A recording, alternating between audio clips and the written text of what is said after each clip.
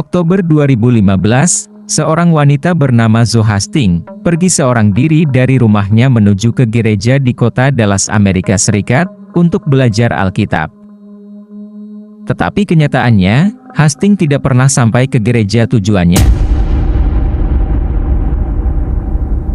Hastings sudah berjanji kepada orang tuanya bahwa ia akan pulang pukul 18.30.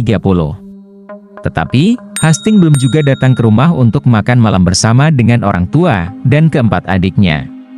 Merasa khawatir, orang tuanya kemudian menelpon dan juga mengirimkan pesan. Tetapi tidak ada jawaban apapun dari Hastings. Tidak lama kemudian, ayahnya menghubungi teman-teman Hastings yang ada di gereja. Tetapi mereka mengatakan bahwa Hastings hari itu tidak pernah datang ke gereja. Pukul 10 malam, ayahnya langsung menghubungi pihak berwajib untuk membuat laporan atas hilangnya Hastings. Menurut sang ayah, saat Hastings pergi, ia membawa mobil keluarga berjenis Odyssey tahun 2007, berwarna putih. Tetapi karena kondisi sudah tengah malam, pihak berwajib tidak juga datang ke rumahnya, sehingga ayahnya mencari Hastings di sekitar tempat tinggalnya seorang diri. Namun malam itu, Hastings belum berhasil ditemukan. Keesokan harinya sekitar jam 8.30 pagi, pihak berwajib mendapatkan telepon dari seorang pria yang sedang mengantar anaknya ke sekolah. Pria itu mengatakan bahwa ia melihat mobil yang tersangkut di sebuah sungai. Pihak berwajib pun segera menuju ke tempat yang diinformasikan oleh pria yang ada di telepon. Dan setelah dilakukan pemeriksaan, mobil itu sesuai dengan yang dibawa oleh Hastings saat ia menghilang.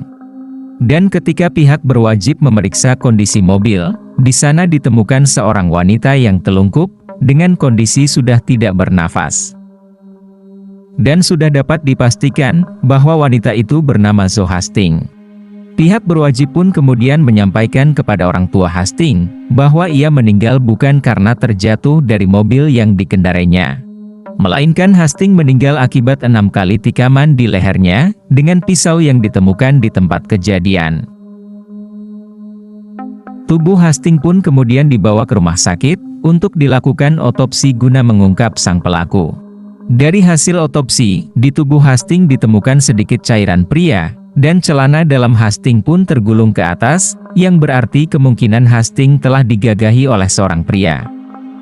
Namun sayangnya, ahli forensik tidak bisa melakukan tes DNA melalui cairan pria tersebut. Tetapi pihak berwajib telah mendapatkan sidik jari dari pisau yang ditemukan di dekat Hastings. Sidik jari itu kemudian dicocokkan dengan sidik jari yang ada di database pihak berwajib. Sehingga hasilnya diketahui bahwa sidik jari itu milik seorang pria berusia 34 tahun, bernama Antonio Cochran. Antonio sebelumnya pernah dipenjara di Dallas, karena mengambil barang tanpa izin. Selain itu, ia juga pernah diadukan melakukan enak-enak dengan remaja berusia 17 tahun. Tetapi saat itu, Antonio berdalih bahwa ia melakukan itu atas dasar suka sama suka, sehingga tidak cukup bukti dan ia pun dibebaskan. Karena beberapa kejadian itulah, sidik jari Antonio telah tersimpan di database pihak berwajib. Setelah melakukan beberapa kali penyidikan dan mengumpulkan saksi, pihak berwajib pun berhasil mendapatkan keterangan mengenai hari kejadian. Saat itu, Hastings memang berniat untuk pergi ke gereja. Namun saat itu, ia berhenti terlebih dulu di Jalan Garlands dan PAV, untuk mengembalikan DVD film Redbox yang disewanya. Saat ia akan kembali ke mobilnya, kemudian Hastings didekati oleh Antonio, yang akan pulang setelah ia berminum-minum di bar. Menurut seorang saksi, saat itu Hastings terlihat berbincang sebentar dengan Antonio, namun setelah itu, Hastings mencoba untuk melarikan diri. Tetapi Antonio mengejarnya dan mengeluarkan pisau dari sakunya, serta menyuruh Hastings masuk ke mobil bersama dengannya. Awalnya, Hastings duduk di kursi pengemudi, tetapi akhirnya ia bergeser ke kursi sebelahnya. Saksi tersebut tidak melaporkan kepada pihak berwajib, karena pada saat itu, ia mengira mereka sepasang kekasih yang sedang ada masalah. Pihak berwajib percaya bahwa Hastings telah digagahi oleh Antonio, sebelum akhirnya ia menikam Hastings sebanyak 6 kali dengan pisau dan mendorong mobilnya.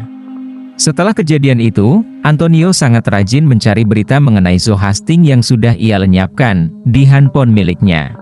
Tanggal 24 Oktober, Antonio ditangkap di apartemennya di kawasan Amesbury Drive, Dallas Timur. Berdasarkan putusan pengadilan, Antonio akan dipenjara seumur hidup tanpa pembebasan bersyarat. Joe Hastings merupakan seorang wanita yang baik, ceria dan juga ramah. Ia merupakan anak pertama dari 5 bersaudara, 3 adiknya perempuan dan 1 lelaki. Ibunya bernama Cheryl bekerja sebagai perawat, dan ayahnya bernama Jim Hastings, yang bekerja sebagai seorang guru. Hastings baru saja lulus dari Booker Washington High School, dan kemudian bekerja sebagai instruktur renang di MCA. Orang tua Hastings pun sangat sedih dengan kepergian anaknya yang selalu ceria, berbakat dan sangat patuh akan Tuhannya. Hastings sangat serius belajar Alkitab, agar ia bisa menyampaikan kembali kepada orang banyak. Orang tuanya juga berterima kasih kepada semua pihak, yang sudah membantu menemukan Hastings anak tercintanya. Jika Anda menyukai video ini, silahkan untuk subscribe, like, share dan komen di bawah ini. Jangan lupa juga untuk menyaksikan video lainnya di channel ini.